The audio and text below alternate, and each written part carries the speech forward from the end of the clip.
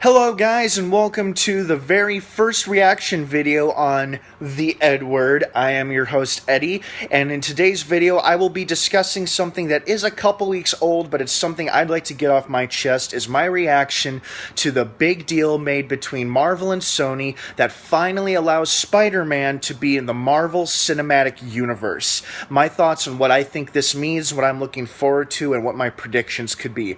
Now before I begin, I would like to let everybody know that the next couple of videos you're going to see are going to be my reactions and thoughts on events and news items that are a couple weeks old, but they're things that I've been wanting to talk about, and now I'll finally have a chance to. So bear with me, and I promise you I will post videos on up-to-date current news and movie and TV related events. So moving on, I was very pleased to hear that Spider-Man is going to be part of this Marvel Cinematic Universe, and I suspect it has something to do with the newest change in leadership over at Sony. I know that their president either stepped down or just resigned, and a new president has entered the picture, and I believe under their leadership is when this deal was happening. Now, rumors had been online for a while now. Like a couple of months ago, there were rumors and speculations that Marvel and Sony were secretly meaning to work out some sort of mutually beneficial deal where Spider-Man could go back into the Marvel Universe. And now it's finally happened. As you know, this news is a couple weeks old, but it's finally happening, and Spider-Man will be getting his new, yet again, another reboot film in July of 2017. No title or actors or stars or directors have been tied to it yet, but the latest report is that Spider-Man will be getting his next reboot film in 2017. Now, will it be an origin story? Most likely, yes. Will people put up with it? Now that they know that he's back in his rightful place in the Marvel Cinematic Universe, I think people can suck it up one more time for one more origin story and get through with it, so they know that, well, let's just get the origin story out of the way and move on to the rest of his shared cinematic films. However, if it is done properly, I'm sure people could get excited for another origin story, especially now that they know where it's heading in terms of storytelling and the grand scope of things. Like, we all know now he's going to be having screen time with other Marvel heroes, which is awesome. Now, this past year, The Amazing Spider-Man 2, in my opinion, was one of the most bipolar films of the year. And what I mean by that is that reviews I've read, and according to reviews from friends and colleagues of mine, I have heard both sides. I have heard people love it and people hate it. Some people have said, that was the greatest superhero movie of all time, I loved it. And then other people will say, wow, I was really, really disappointed by that. Whew, that was a steaming pile of garbage. Wow, I hated that. They really destroyed the franchise. I've heard it back and forth, back and forth. It's been like the most love-hate film of 2014, in my opinion. Personally, yeah, I liked it. I liked The Amazing Spider-Man. I especially loved the Lizard character. He was pretty cool. And yeah, his origin story and his master scheme of things seemed kind of cheesy, but then again, it is a comic book movie, so keep that in mind. But overall, yeah, I really liked it, and I was looking forward to The Amazing Spider-Man 2. I wasn't sure what to suspect, and be warned before you keep watching this video, this will be full of spoilers for The Amazing Spider-Man 2, so if you've not seen it yet and you want to, do not keep watching this video, because I will be discussing pretty big spoiler details. The Amazing Spider-Man 2, I mean, I liked it, and I knew that Sony's original plan was to have Spider-Man in his own cinematic universe done through Sony. That is to say, nothing with no ties to Marvel or any other superhero properties, just Spider-Man in his own universe. Could that have worked? Probably not, considering how overwhelming a lot of the negativity was on The Amazing Spider-Man 2. And like I said, this film was very polarized. People either loved it or they hated it. And unfortunately, it looks like a good number of people really hated it. I personally enjoyed it. I didn't mind it. Could it have been better? Yes, of course.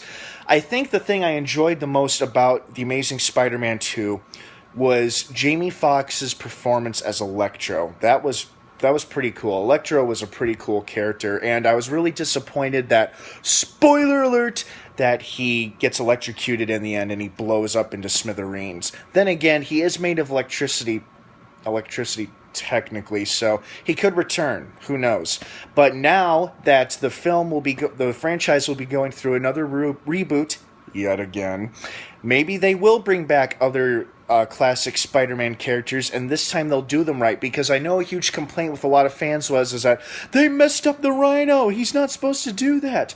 Well, there are several different versions of Spider-Man. There's the Amazing Spider-Man, and then there's the Ultimate Spider-Man, and I think, if I remember, I was talking to one of my friends about this, who is a hardcore Marvel guy, and he said that the Rhino they used in Amazing Spider-Man 2 was based off of Ultimate Spider-Man, where he's a mechanized body armor suit, where in other versions he is like more of like raging Hulk-sized half-man, half-rhino beast, and that would have been pretty cool to see too. But like I said, I didn't love the Amazing Spider-Man 2, but I didn't hate it either. It was a fun watch, But anyway, this isn't a film review for Amazing Spider-Man 2. So, in regards to the future of Spider-Man, now that he's back with Marvel after, God, how many years now? Almost 13 years? Yeah, 13 years since the very first Spider-Man film from 2002 with Tobey Maguire, directed by Sam Raimi. Yeah, 13 years now. Time flies when you're having fun. I'm excited about it because I don't know much about the Marvel comic book history. I'm familiar with it, and I know a couple of key aspects to it. And I do know that Spider-Man plays a pretty big part in the Captain America Civil War storyline in the comics. Now, will that transition to film? Who knows? I mean, Civil War, last I read, is supposed to begin production filming next month in April. And so whether or not Spider-Man will be in it or not, we have yet to hear from Marvel or anybody else for that matter. But speculation has begun that Spider-Man is set to either have a big role or at least a pretty cool cameo in Civil War. And what his role would be exactly, I'm not sure. But, here's to hoping that he will make some kind of appearance or cameo in Civil War, so that should be pretty cool. And then as to what they have planned for him in the rest of the cinematic universe, I'm not sure. It seems likely that he will be joining the Avengers in the third and final Avengers film, which is being split into two movies, Infinity War Parts 1 and 2. And it'd be pretty cool to see him fighting alongside his fellow superheroes. That would be pretty awesome.